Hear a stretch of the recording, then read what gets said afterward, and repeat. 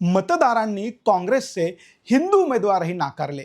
आसाम, केरळ आणि बंगालच्या निकालांनी उडवली झोप. 2026च्या विधानसभा निवडणुकांचे निकाल भारतीय राष्ट्रीय काँग्रेससाठी केवळ राजकीय पराभव नसून पक्षाच्या सामाजिक ढासळत्या पायाचं भीषण वास्तव मांडणारे ठरले आहेत.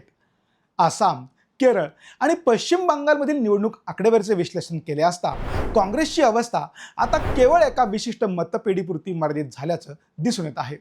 या राज्यात हिंदू मतदारांनी केवळ काँग्रेसलाच नाकारले नाही तर पक्षाने उभे केलेले हिंदू उमेदवारही सपसेल अपयशी ठरले आहेत. बंगालसह 5 राज्यांच्या विधानसभा निवडणुकांचे निकाल म्हणजे काँग्रेससाठी केवळ राजकीय पराभव नसून पक्षाच्या सामाजिक अस्तित्वाचा पाया ढासळत असल्याचे सर्वात भीषण संकेत आहेत. आसाम, केरळ आणि पश्चिम बंगालमधील निवडणूक आकडेवारीचे सखोल विश्लेषण केले असता एक धक्कादायक वास्तव समोर आलं आहे. काँग्रेसची वोट बँक आता केवळ विशिष्ट मतपेढीपुरती मर्यादित झाली असून हिंदू मतदारांनी तर पक्षाकडे पाठ फिरवलीच आहे, पण काँग्रेसने मैदानात उतरवलेले हिंदू चेहरेही सपशेल नाकारले गेल्याचे चित्र या राज्यात पाहायला मिळत आहे. गौरव गोगोईंचा पराभव आणि बदललेले समीकरण.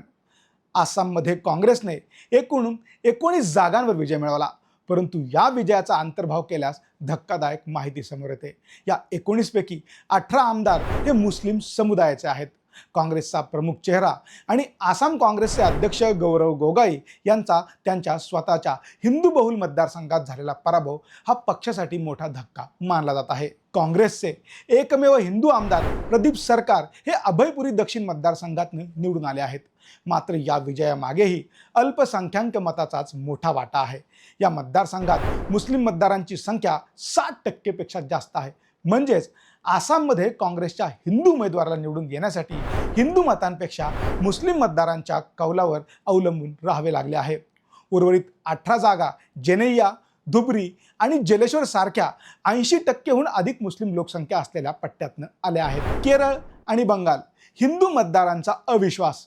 केरळमध्ये युनायटेड डेमोक्रॅटिक फ्रंटला 63 जागा मिळाल्या असल्या तरी त्यातील सामाजिक समतोल ढासळलेला दिसत आहे.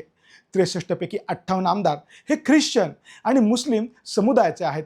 92 हिंदू बहुल मतदारसंघांपैकी तब्बल 87 ठिकाणी काँग्रेसच्या हिंदू उमेदवारांना पराभवाचा सामना करावा लागला आहे.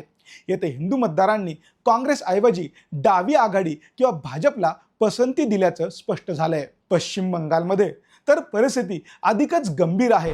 बंगालमध्ये काँग्रेसचा एकही हिंदू उमेदवार विधानसभेत पोहोचू शकलेला नाही, जे हिंदू मतदारांच्या पूर्णतः तुटलेल्या विश्वासाचं प्रतीक आहे. भाजपने 206 जागांसह सत्ता मिळवली असताना काँग्रेसला केवळ 2 जागांवर समाधान मानावं लागले. राणीनगरमधनं जुल्फिकर अली आणि फराक्कामधून मोताब शेख हे 2च आमदार निवडून आले आहेत. या दोन्ही मतदारसंघात मुस्लिम लोकसंख्या 70 ते 80% दरम्यान आहे. अस्तित्वाचा संघर्ष. या निकालांनी काँग्रेसच्या धोरणात्मक त्रुटी चव्हाट्यावर आणल्या आहेत. केवळ अल्पसंख्याक मतपेढीच्या जोरावर काँग्रेस राष्ट्रीय स्तरावर पुनरागमन करू शकत नाही, हे या आकडेवारीने पुन्हा एकदा स्पष्ट केले. पक्षाचे हिंदू उमेदवार स्वतःच्या समाजात अविश्वास का निर्माण करत आहेत हा प्रश्न आता काँग्रेसच्या हायकमांडला सतावणार आहे. जर काँग्रेसला आपली राष्ट्रीय ओळख वाचवायची असेल तर केवळ सत्ता समीकरणांच्या मागे न धावता आपल्या मूळ आणि पारंपरिक हिंदू मतदारांमध्ये पुन्हा विश्वास निर्माण करणे ही काळाची गरज बनली आहे. सोशल मीडियाच्या भाऊ गर्दीत विश्वासार्हतेने चकाकणारे नाव म्हणजे लेट्सअप मराठी. सगळ्यांना, सगळ्या नागरिकांना ती स्पीच, ती लेट्सअप वरील मुलाखती म्हणजे विचारांचा खजिना. त्यानंतरच्या निवडणुकीमध्ये मला सोडून गेले. बातम्या केवळ वस्तुस्थिती सांगणाऱ्या, न प्रोपगंडा, फक्त जनतेचा अजेंडा. क्योंकि आने वाला कल जाने वाला है, जाने वाला कल आने वाला है. राजकारण, मनोरंजन असो की क्रीडा क्षेत्र, महाराष्ट्राची स्पंदने संवेदनशीलतेने टिपणारे माध्यम म्हणजे लेट्सअप मराठी.